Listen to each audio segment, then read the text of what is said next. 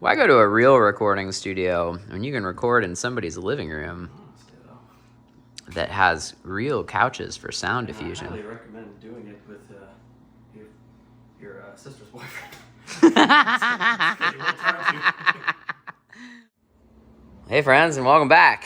So today we're recording drums in the living room with Jamie Vitullo from Spirit of the Bear. It's Sunday of Labor Day weekend. We had a party here last night. And Jamie and I decided that it would be a good idea to record drums in the living room today, even though we're both feeling the effects of the party last night. So for the sake of keeping things simple, I think I'm going to do this session with the M32C instead of running things into the other room and doing it with the analog Midas console. So the setup today is going to be the M32C with the DL32 stage box. And I'm going to make myself a little setup right here. And so basically what we're doing is we're taking a network cable right here, and we're plugging it into my home network. So this is my I.O. panel in my living room here. So if we want to do drums in here, I can do 16 analog lines over DB25. And then I also have 4 RJ45s as dry lines that I can use to patch between the rooms. But for the sake of today, we're just going to use the Midas rig because it's just easier. So, ironically enough, one of the reasons why I bought this house is because it has 12-foot ceilings in here. And I thought, why have a recording studio and a house when you can just have one thing? So, the drums actually do sound amazingly good in this room. Living in New York for a long time, it always kind of made me laugh when I recorded in a studio in New York, because you have these rooms that had really great gear that would have Neve consoles and all kinds of stuff in there, and it would basically just be a closet. And I'd always laugh that my living room back in Ohio sounded way better. So we'll put that to the test today. So without further ado, this is how to mic a drum kit. All right, we are set up in Nuendo. And just in case you're wondering how to do this, you go to Audio Connections under your Studio tab and make sure that all of your inputs mirror what's on the X32. So I just set up 24 tracks because I don't know how many we're going to use eventually, and I just wanted to have them all ready to go. And then we are all set up in Nuendo. So here's what we're looking at. Going a little bit extra credit on the kick drum today. Generally speaking, I only use one mic on the kick and the snare, but I'm going to make a video that is also just listening to 3 mic options: kick in, kick out, and sub, using a Beta 91, a Beta 52, and a Yamaha sub kick. So that's going to be set up. We're also doing snare, just the top, Tom 1, Tom 2, and here's how I like to do my overheads. I call them overhead hat and overhead ride. I feel like overhead left and right can get ambiguous, so if you just say overhead hat, that's the hi-hat side, and overhead ride is the ride side. I'm going to do a center overhead mic today because why not? We can pan the overhead hat hard right, center being center, and overhead ride as hard left. Hi-hat, which we probably won't use. Room ride or room hat and room ride, those are again just my room mics, but I want to make sure that we're not panning things opposite in post. I do have a crush mic that we're going to set up because why not? Let's get weird. And here are the tracks coming in from Jamie, tracks left and tracks right. So we're up to 15. That's right, 15 microphones on this drum kit. And on my iPad app, it is the same thing, except with the major fundamental difference is that because I'm a bit of a wise guy, all my tracks have 3 X's on them.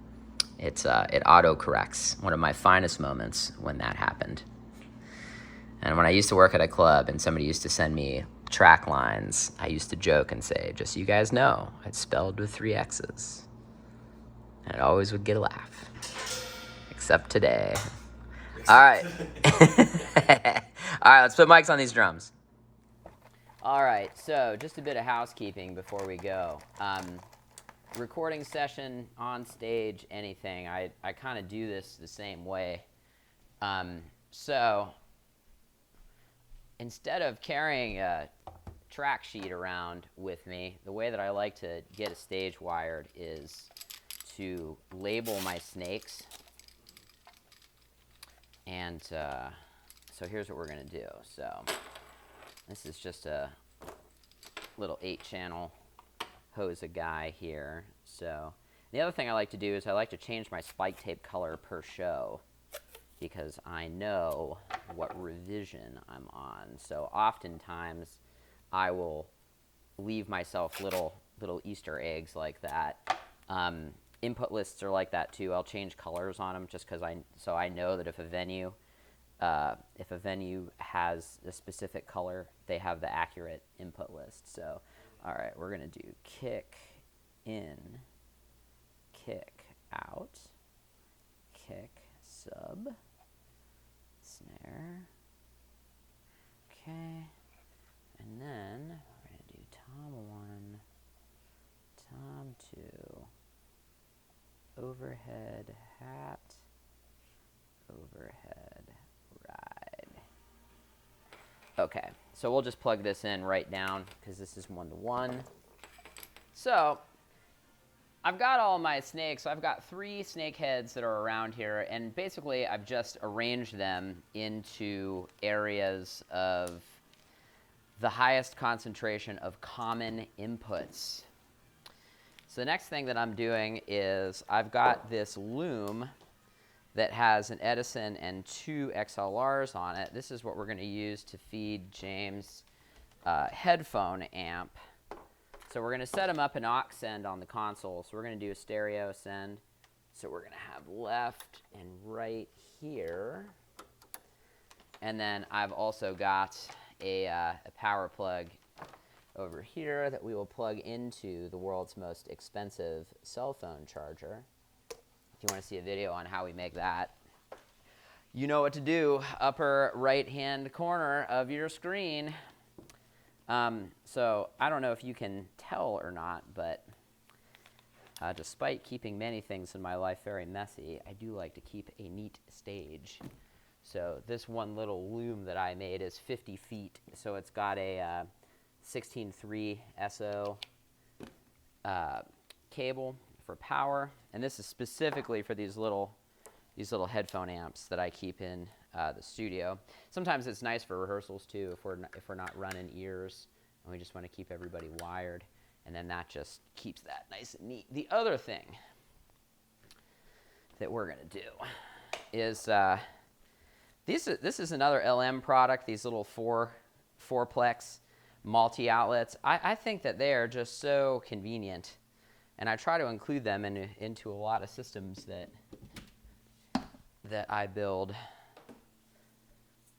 But if you're looking for that, check the link again. So his computer setup is going to end up over there. So just in preparation of that, I'm going to give him a fourplex. That would be also another very good application of the world's most expensive cell phone charger, because if you want to charge your phone or something like that during the set, you can do that. So let's look at drums. So since we're doing 3 microphones on the kick drum here, I'm going to put a 91 on the inside, which is usually the only mic that I use, but for extra credit, we're going to do some more. So the first thing that I like to do is, James got a pillow in here, so I like to just knock on the front head here and on the back. So there's a decent amount of low end in that drum, so I'm just going to move his pillow so that it's touching the front head. That's probably not going to make a whole heck of a lot of difference, but it's just something that I do. So one of the benefits of using snakes is that you can keep your cable runs very, very short. So for our 91, I'm just going to use this little. So as far as mic cables go, I keep 4 sizes. I also like to put the little EQ curve thing in on here. Put that right in the center. I keep 4 stock mic cables, a 6-footer, a 10-footer, a 25-foot, and a 50-foot.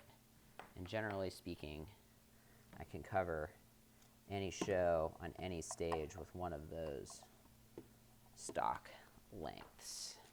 So let's get our 52 set up. So this isn't my favorite kick drum mic in the history of the world. I keep this around because it actually is great on floor toms and bass cabinets, and I will oftentimes not use it for the kick drum. I do prefer the Audix D6 if I'm feeling saucy and want to have not a 91, but man, the older I get, the more I just use the 91 alone. So here's how I do this. Everybody does it a little bit different. The first instinct is to put this into the drum just like this. The problem with that is you do get a lot of air coming directly at it. One of my best friends, Ethan, who is sound engineer extraordinaire, puts it just off axis of the hole. He does it just like that. And I do it like this. I put it in the hole, slightly off axis, pointing in. Again, that's just how I do it. Your results may vary. I've also seen people when they do it as a kick out. Actually, I'm going to change this. When they do it as a kick out, they will put it in the center of the drum if you want that John Bonham kind of sound, which I don't. Again, so I'm using my 6-foot XLRs for this. Okay, so the Yamaha Subkick. This is a NS10 speaker inside a drum shell that has basically Remo silent stroke heads on the front and back. I haven't used this in a really long time, and as a matter of fact, I bought it used probably, 10 or 15 years ago at this point. And whoever had it before me put this head on upside down, and I've just kept it, so you gotta plug it in from the bottom. Now you might be asking yourself, hey Billy, or you might be saying out loud, hey Billy, why don't you just flip the head around? And you're right, I should. You know what, James, you're right, I should. So here's the way with this. Drums, you have more bass frequency as you get towards the rim, and you have more attack as you go to the center. So depending on what you want to do,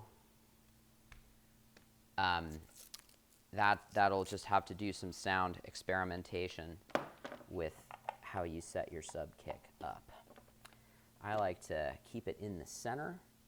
I find it gets a little bit more usable if it's in the center, but 6 in one hand, a half dozen in the other. Now the other thing about this is it's a speaker, so it's really heavy, so you got to make sure that you're putting your leg right there in the center.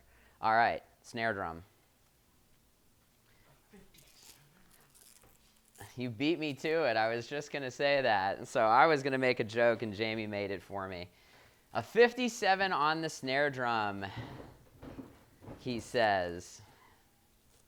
Why do we use a 57 on the snare drum? Okay, here's the long and short of why we use a 57 on the snare drum. We use it because it sounds bad. And what I mean by that is the 57 has a lot of mid-range to it. It is predominantly a mid-range vocal mic. As a matter of fact, it's a mid-range microphone. And as a matter of fact, it was designed by Shure as a studio microphone to pick up orchestras from overhead. That's right. There's your sound fact of the day. SM stands for studio microphone. So if anybody says you can't use the 57 in the studio, that's why. Okay, so here's why we use this on the snare drum. In a live setting, you get just as much hi-hat out of this microphone as you do snare.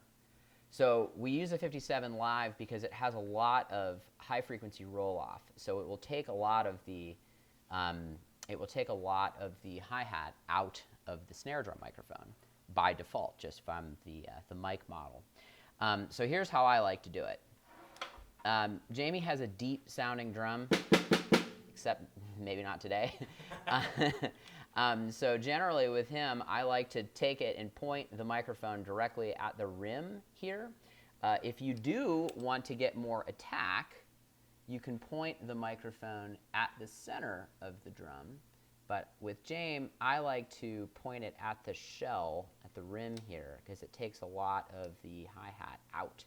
And if you'll notice, the proximity of it towards the hi-hat, we're in the null side of the mic. We're at that basically about 90 degrees. Does that often help? No, but this is a theoretical video about how to mic a drum kit, right?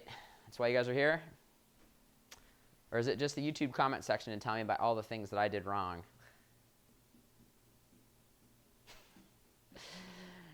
Okay, rack toms. Now, oftentimes, my mic of choice on the rack tom is just a little clip microphone. I don't know why, but I just like the way Sennheiser microphones sound on a rack tom. But today, we're going to use the Sennheiser MD421, the most standard rack tom microphone ever made, right? So on a 421, there is a multi-position roll-off. Okay, there's, let's see, 1, 2, 3, 4, 5. 5-position roll-off on the end of this mic. And there are 2 letters. There's one for S and one for M. S is speech, M is music. That is your high-pass filter. So when using this, we are going to be in M for music because we want the full range of the microphone. And the way that we're going to mic toms is it is the same way as the snare drum. So we're pointing the 421 at the rim, basically, of the rack tom. Why? Because that is going to give us the most low frequency. We don't really need a lot of attack from that drum because we have overheads and room mics and all that kind of stuff up. So we're going to get attack with basically every microphone that we have. What we do need is the body of the drum, so that's why we are going to point that at the edge. So that is our tom 1.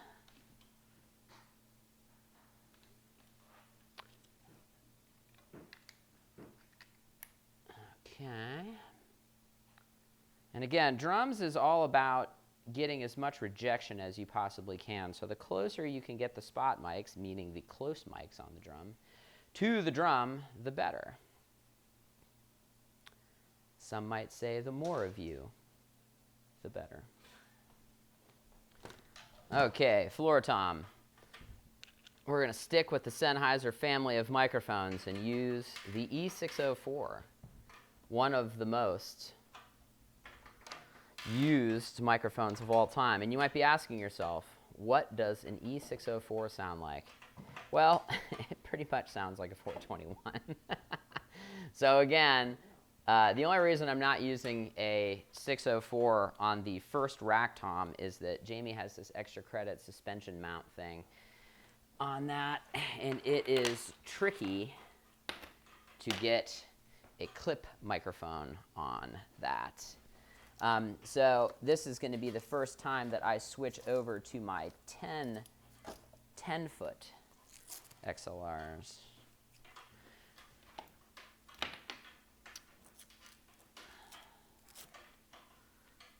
Or a 25-foot. Let's get weird.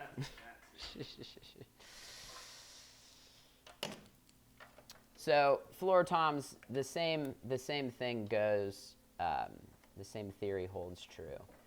We're going to aim it right at the rim of the drum. That gets us a lot of low end. The attack, again, is coming from the multitude of overhead mics. Which, speaking of, let's get those up.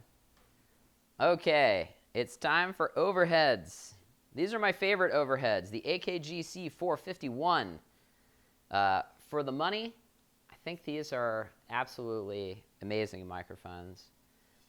They're not so expensive that you can take them out live if need be. I use these things for everything. These are my audience mics for recording.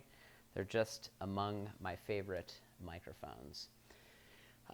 Here's what I'll say about overheads. Since we're doing 3 overheads, we're going to keep these guys pretty close.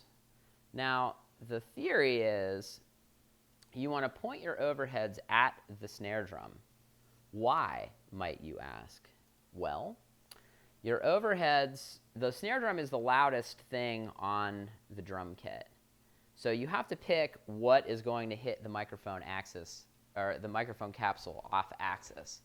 And oftentimes, the snare drum is the biggest offender. So you might be saying, well, Billy, if I point my overhead microphone at the snare, isn't it going to be off axis of the cymbal? And it is. But in the world that we live in, there's oftentimes a more pleasing sound to hear off-axis cymbal than off-axis snare. So I'm just pointing that in roughly at the snare. These microphones are roughly the same height. And here's the other thing. We're recording in an inopportune environment, meaning a living room. And it is 90 degrees outside. So we're going to turn the air conditioning off, but so that we can get a clean recording. But that being said, if it kicks on, or the refrigerator kicks on, or Fred the cat decides to make an appearance, you got to have your safeties. And keeping the microphones low like this will keep room noise out of it. If we were recording in I don't even want to say a real recording studio, but a better silent room, you know, your overheads are what gets you most of your drum kit sound. When we go to mix this, I'll show you what I mean by that. Generally, I will start with the overheads and keep them relatively flat. I try to, when you close mic drums, you have to use a lot of EQ to get them to sound usable. But because of that, you basically want to have something else that's relatively flat, because as many of you pointed out in the comments section, there's a great deal of both gain reduction and overlapping phase when you start to use a lot of EQ. See, you guys think that I actually knew that, but I do. Okay, the most useless mic of the drum kit, the hi-hat mic. Okay, my least favorite microphone, the hi-hat microphone. For this, I like to use an Audio-Technica ATM 450. This is a side address, small diaphragm condenser microphone. I like this mic because it does keep everything out of the way. It is relatively pleasing to the ears. It doesn't make me want to die, but hi-hat miking, I feel, is oftentimes unnecessary, especially with drummers that aren't like Jamie that have dark hi-hats. If you have a Zildjian or a custom or a set of Sabian AAs, or in Peisty world, the ever popular dark crisp hi-hat, that is in every single input source ever. And I often joke that if there was a way to, if there was the inverse of a microphone, if it was some type of vacuum magnet that I could make the hi-hat quieter, I would oftentimes prefer that. All right, here's an interesting thing that just came up. Depending on what snake you want to hit, my hi-hat snake ended up on the other side of the drums. So what we'll do is we can do a cross patch. The way that I like to do that is we will put this in channel 6 of this snake. And if I had my Sharpie on me, I would label that. And we can take our iPad here, and what channel is our hi-hat? Channel 10. Take that out. And we'll put channel 6 into channel 10. There's that. And we will label this hi-hat. All right. Hi-hat is at a rough angle, a hand or so, 4 fingers away from the actual top of the cymbal. And then that's it. We'll get a drum center mic up here and a snare 2 mic, and we'll go from there. All right, so here's our center mic. Again, if we were in a more acoustically ideal room, I would put this behind the drummer and over his head, maybe 2 or 3 feet beyond our overheads, but in this particular instance, we're taking it from the front and pointed at the snare drum. And the microphone that we are using for that is the Aventone CV12, which claims to be the exact same or similar circuitry to an AKG C12 with a tube in it. I've never heard an AKG C12 with a tube in it, but again, it's an okay sounding microphone. So this is a tube mic, so this is the power supply. So that guy's plugged in. We'll use our little baby 6-foot patch cable for that. And we are going to put this in Omni. So this microphone goes from Omni, cardioid, to figure 8. We're going to put that in Omni. All right, on to room mics. All right, room mics. We are using the AKG 4050 on these. These are another workhorse microphone. So what I like to do is I like to get them next to each other and put them in the corners of the room. So if I can get them next to each other, I can get the height the same. Not that it really matters, just between us girls. So for this particular session, we're going to do the corners of the room. So we're going to get stove and ficuses.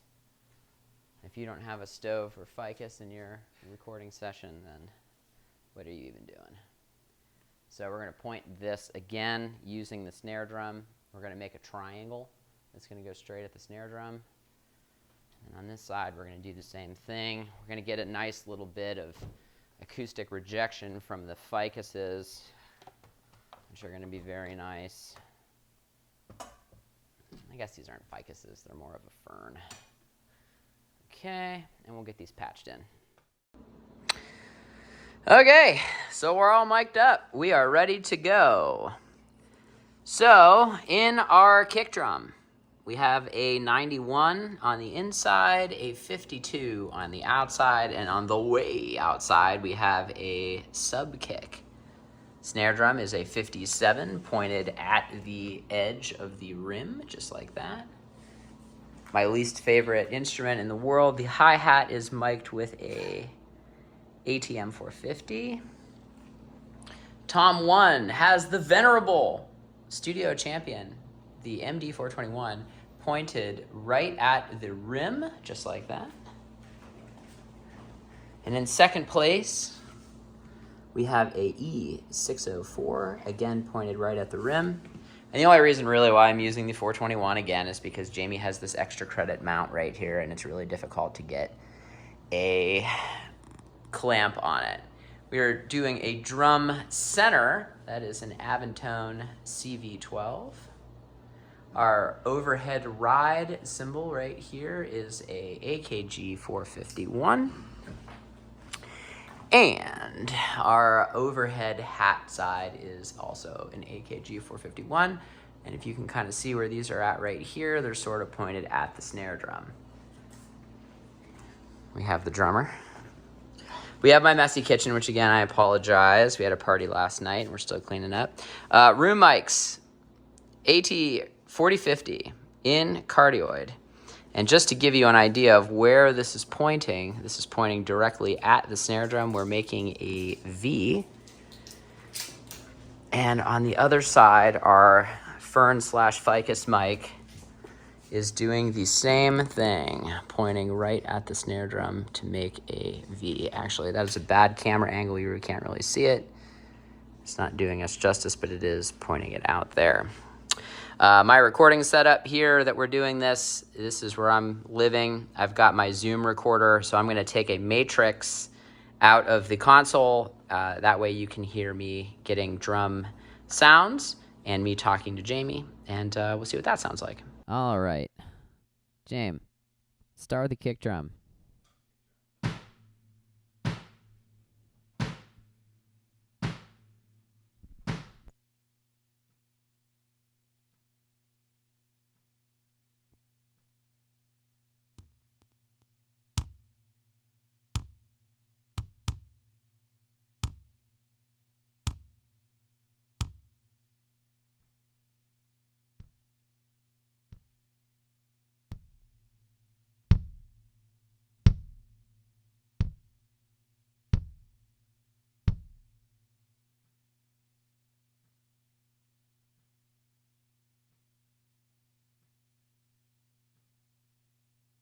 Okay, snare.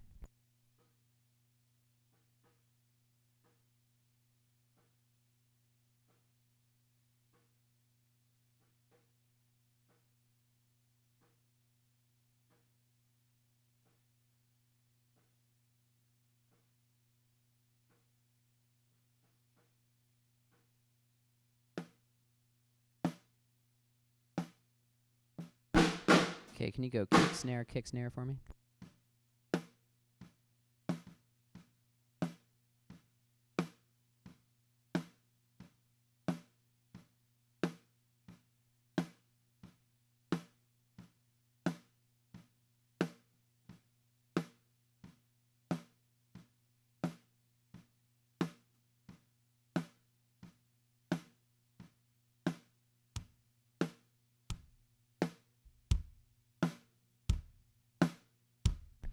Okay, tom 1.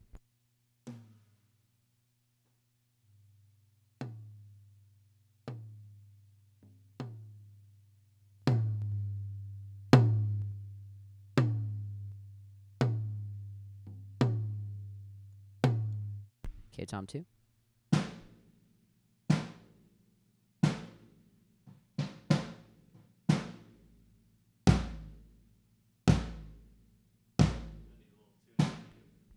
That's okay. Okay, and can I get the hi-hat?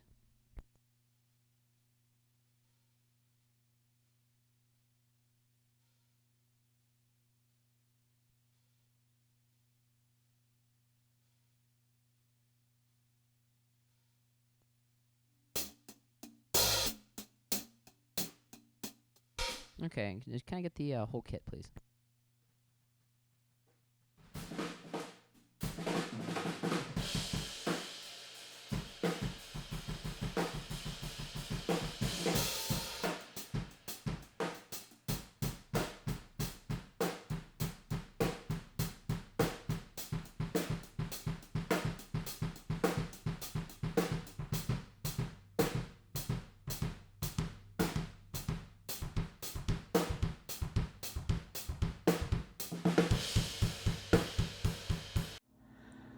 So that's it. That's the end of the session. How you feeling, James? So if you guys want to give Jamie a follow, how do they find you, James? Just Jamie Vitullo on YouTube. How do you spell that for the non-Italian fluents? I can't remember. No, it's Jamie, Jamievitullo. I'm everywhere, Twitter, Instagram, except for TikTok. I'm not going on TikTok. You can't make me do it. So give James a follow, and thanks for stopping by as always, and check out part 2 of the video where we show you how to dial in those drum sounds that the YouTube comment section says has too much EQ. See you later.